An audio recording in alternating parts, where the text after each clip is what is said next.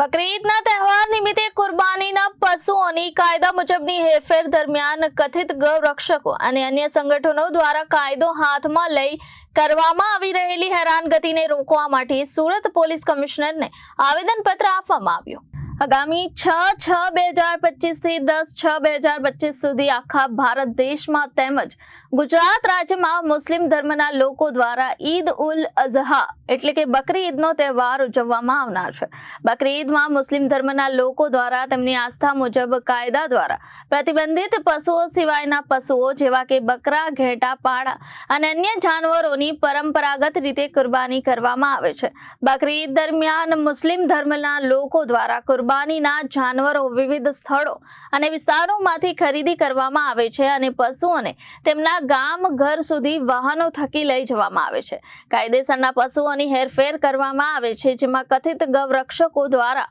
કાયદો વ્યવસ્થા હાથમાં લેવામાં ન આવે અને ખોટી રીતે કાયદેસરના વાહનોની અટકાયત કરી તેઓ સાથે અમાનવીય અત્યાચાર કે મારપીટ કે પૈસા પડાવવાની ઘટનાઓ ન કરવામાં આવે અને આવી ઘટનાઓ ન બને અને તેની પર અંકુશ રાખવામાં આવે તેમજ આખા દક્ષિણ ગુજરાતમાં બકરી ઈદનો પવિત્ર તહેવાર શાંતિ અને ભાઈચારાથી ઉજવાય તે માટે યોગ્ય પગલાઓ લેવા અને કાયદાની ઉપરવટ જઈ ખોટી રીતે લોકોને હેરાનગતિ પહોંચાડતા સંગઠનોને રોકવા અને તેઓની સામે કાયદેસરની કાર્યવાહી કરવા અસલમ સાયકલવાળાએ જણાવ્યું હતું।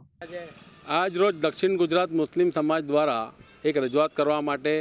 રેન્જ આઈજી એવા ઇન્ચાર્જ શ્રી વબાંગ જમીર સાહેબને રૂબરૂ મળવા અહીંયા આવ્યા છે। રજૂઆત મુખ્યત્વે એવી છે કે હાલમાં તારીખ 6 તારીખથી લઈને 10 તારીખ સુધી 10 જૂન સુધી મુસ્લિમોનો પવિત્ર તહેવાર ઈદ ઉલ અઝહા બકરી ઈદ છે અને એ બકરા ઈદ નિમિત્તે સુરતની દક્ષિણ ગુજરાતના બહારથી ઉત્તર ગુજરાત કહો કે રાજસ્થાન અને મહારાષ્ટ્રથી ઘણા બકરા ઈદ નિમિત્તેના જે જાનવરોની કતલ કરવામાં આવે છે, કુરબાની આપવામાં આવે છે એવા ઘેટા, બકરા અને પાડાઓ લાવવામાં આવે છે દક્ષિણ ગુજરાતથી સુરત શહેરમાં અને ઘણી જગ્યાએ અહીંથી વાયા મુંબઈ જાનવરોની વાહનમાં જાય છે। પરંતુ દુઃખ એ બાબતનો છે કે આ અમારો પવિત્ર તહેવાર છે, જે પરમિટ ધારક વાહન છે, જે કાયદેસરના જાનવરોની અવર જવર થાય છે, એમાં કાયદો વ્યવસ્થા હાથમાં લઈને કથિત ગૌરક્ષકો અને ભગીની સંસ્થાના જે કાર્યકરો જે જો હુકમી કરી રહ્યા છે, કાયદો હાથમાં લઈ રહ્યા છે, જે વાહનોને અટકાવી રહ્યા છે, ધાક ધમકી આપી રહ્યા છે, એમને જે અમાનવીય અત્યાચાર એમની સાથે કરી રહ્યા છે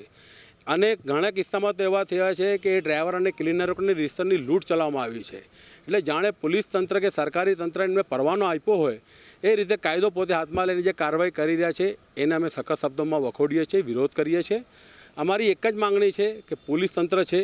પોલીસની હાજરી છે, પોલીસની રીતે કાયદેસર કાર્યવાહી કરે, કોઈ ખોટું કરે એમાં અમને ક્યારે કોઈ વાંધો નથી, પરંતુ આવી રીતે કથિત ગૌરક્ષકો કાયદો હાથમાં લઈને જો કાર્યવાહી કરતા હોય તો અમારો વિરોધ છે। પોલીસ તંત્ર કુંભકર્ણની ઊંઘમાં ના રહે અને આવી રીતે કોઈ અસામાજિક પ્રવૃત્તિ કરી રહ્યા છે એનો મતલબ છે કે પોલીસ તંત્ર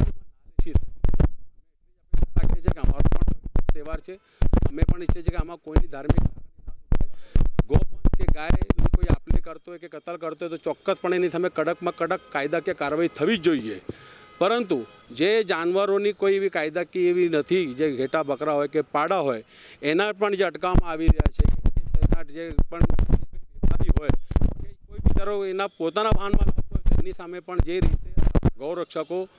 ધાક ધમકી આપીને અમાનવીય અત્યાચાર કરી રહ્યા છે એનો અમે વિરોધ કરવા માટે આવ્યા છે અને એક લિખિતમાં આવેદનપત્ર થકી અમે રજૂઆત એ જ કરીએ છીએ કે પોલીસની કાર્યવાહી કરે એમાં અમને વાંધો નથી, પરંતુ આવી રીતે કથિત ગૌરક્ષકો કે ભગીની સંસ્થાના કાર્યકર્તાઓ જો આ સરકારની અંદર પોતાનો